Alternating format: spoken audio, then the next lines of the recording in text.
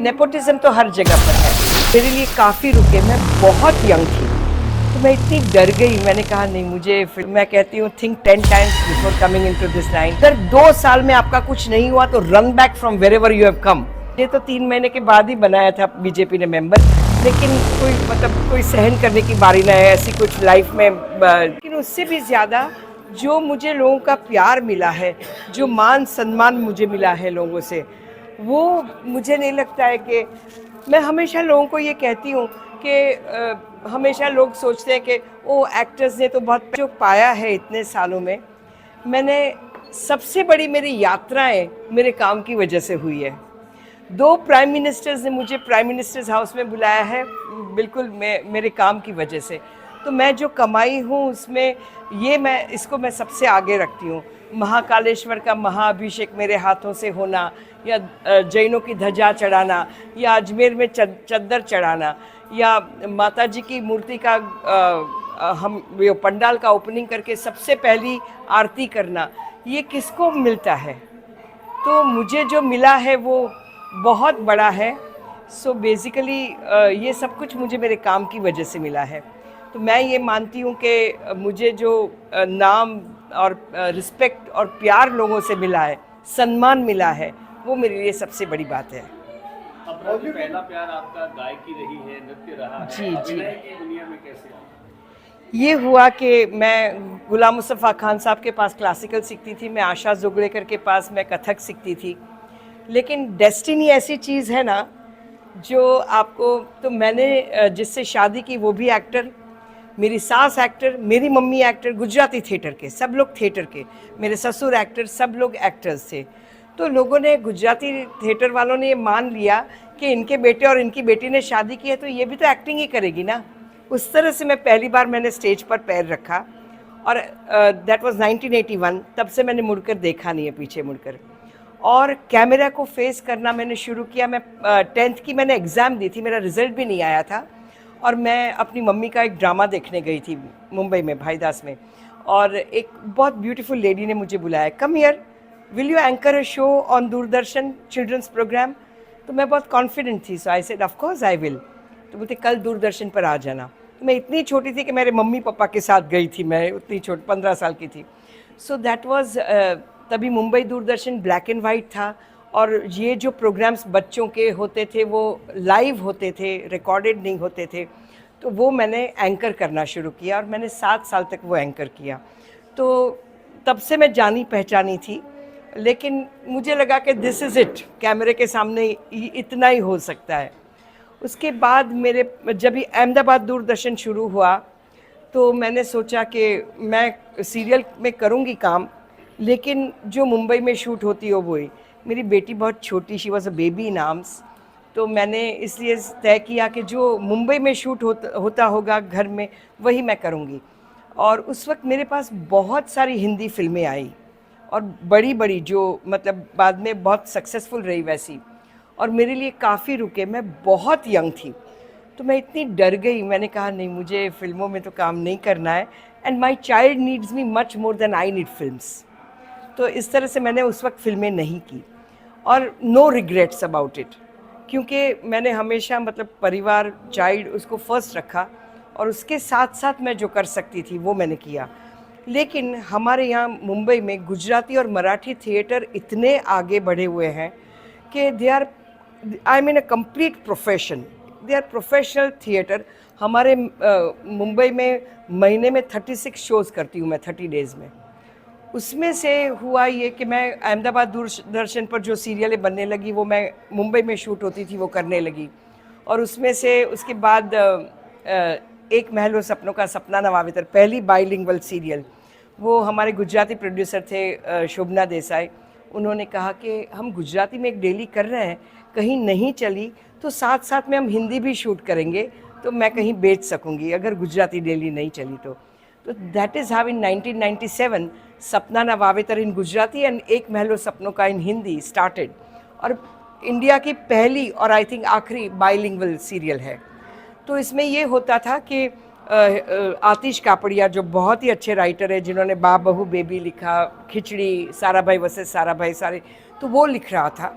ये सब मेरे दोस्त थे, मैं कॉलेज से निकल रही थी और ये सब कॉलेज में एंटर हो रहे थे, तो पहले से सब हम दोस्त थे। तो गुजराती थिएटर में ये होता है, बहुत फैमिली वाला मामला होता है, सब एक दूसरे को पहचानते हैं, एक दूसरे के परिवार को पहचानते हैं। So it is a very comfortable place for us to be in, you know. तो शहरों में जो युवा अभिनय के क्षेत्र में आना चाहते हैं उनको क्या कहना चाहिए, क्या संदेश देना चाहिए? मैं सब युवा, बहुत लोग आकर मुझे कहते हैं हमें भी काम करना है, तो मैं कहती हूँ think 10 times before coming into this line. मैं ऐसा मानती हूँ कि अगर ये आपकी डेस्टिनी होगी तो आप कहीं से भी पिकअप किए जाओगे, और अगर ये आपकी डेस्टिनी नहीं है तो ये सबसे इनसिक्योर लाइन है।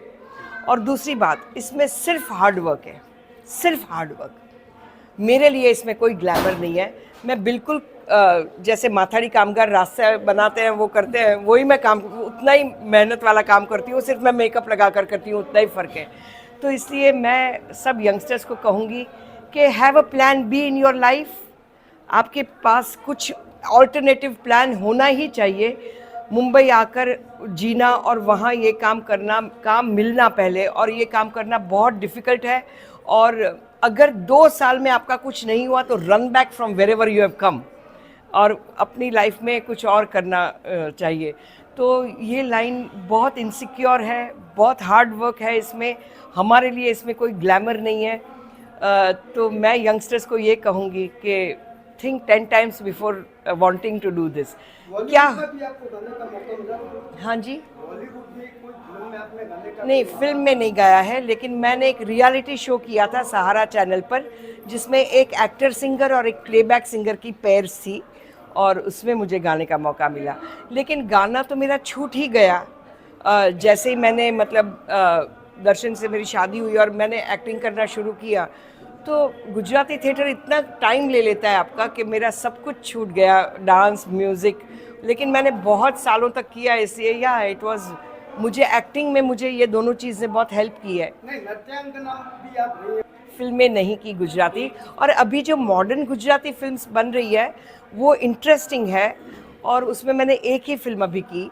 और उसके अलावा see I am very good with Hindi.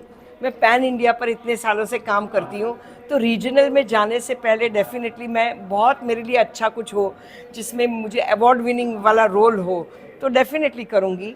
लेकिन अब तक मैंने एक ही गुजराती फिल्म, और आगे चलकर कुछ अच्छा आया। बॉलीवुड में और टॉलीवुड में नेपोटिज्म तो हर जगह पर है, लेकिन देखिए मैं ये भी मानती हूँ कि जैसे मेरे इन-लॉ सब थिएटर से थे, मेरे हस्बैंड थिएटर के, और मेरी मम्मी भी थिएटर की, तो लोगों ने ये मान लिया कि मैं भी काम करूँगी, और मैं सक्सेसफुल रही। तो ये है कि घर में वो माहौल ऑलरेडी हो तो आप वही काम करते हो। डॉक्टर्स जनरली चाहेंगे कि उनके बच्चे भी डॉक्टर्स बने, या चार्टर्ड अकाउंटेंट्स चाहेंगे कि उनके बच्चे भी चार्टर्ड अकाउंट, तो उसमें कोई गलती तो नहीं है। लेकिन देखिए इसमें ये होता है कि पहले 50 मार्क शायद आपको मिल जाते हैं, लेकिन 51 मार्क मिलने के लिए आपको बहुत ज़्यादा स्ट्रगल करनी पड़ती है। तभी आपको कोई ये काम नहीं आता है, कोई नाम, आपकी सरनेम, कुछ काम नहीं आता है। और दूसरा, ये लाइन ऐसी है, कला की कोई भी लाइन ऐसी है कि आप किसी की गद्दी पर बैठ नहीं सकते हो, आपको अपनी जगह बनानी होती है। कि हुई नहीं, इसलिए हमारा टीवी तो बहुत क्लीन है, टीवी तो बहुत क्लीन है, गुजराती थिएटर बहुत क्लीन है, क्योंकि टीवी में हम लोग हर रोज़, आजकल परसों का टेलीकास्ट करते हैं। मैंने और स्मृति ने 55 घंटे 60 घंटे नॉन स्टॉप काम किया है, वैसा हमारा काम है। कहीं सेट पर सोए पड़े हैं, डायरेक्टर आकर कहेगा माँ एक शॉट, एक क्लोज देकर जा, एक क्लोज, और बहुत ही अच्छी सब, क्योंकि कि मेरे फ्रेंड्स, लाइफ टाइम के हम लोग फ्रेंड्स हैं। नहीं, मुझे तो 3 महीने के बाद ही बनाया था बीजेपी ने मेंबर, लेकिन ये वो मेरी लाइन नहीं है। मैं बहुत समझती हूँ पॉलिटिक्स, लेकिन active politics is not my job. देखिए मैं हमेशा ये चाहती हूँ कि हर महिला को कुछ अपना एक अस्तित्व होना चाहिए, अपना नाम, अपना काम करना चाहिए। किसी को, देखिए होम मेकर को मैं बहुत मानती हूँ, क्योंकि इट्स अ थैंकलेस जॉब। 2400 घंटे पूरी जिंदगी, 365 डेज, पूरी ज़िंदगी का काम है, और उसके लिए कोई थैंक यू नहीं बोलता है। सब लोग ये मानते हैं कि उसको तो करना ही चाहिए ना, लेकिन वो, इसलिए मैं होम मेकर को बहुत मान देती हूँ। लेकिन उसके साथ साथ मैं ये भी कहती हूँ कि हर महिला को अपना अस्तित्व भी बनाना चाहिए और फिनेंशियली स्टेबल होना चाहिए, अपने पैरों पर खड़े रहना चाहिए, ताकि आगे चलकर उसे कोई दिक्कत ना आए, कभी कोई सहन करने की बारी ना आए ऐसी कुछ लाइफ में, और हस्बैंड के साथ कंधे से कंधा मिलाकर चल सके जो, उसको मैं फीमेल को ये कहती हूँ कि भाई अपना नाम, अपना काम करो, कोई भी हुनर हो आपके पास तो उसके लिए बहुत मेहनत करो और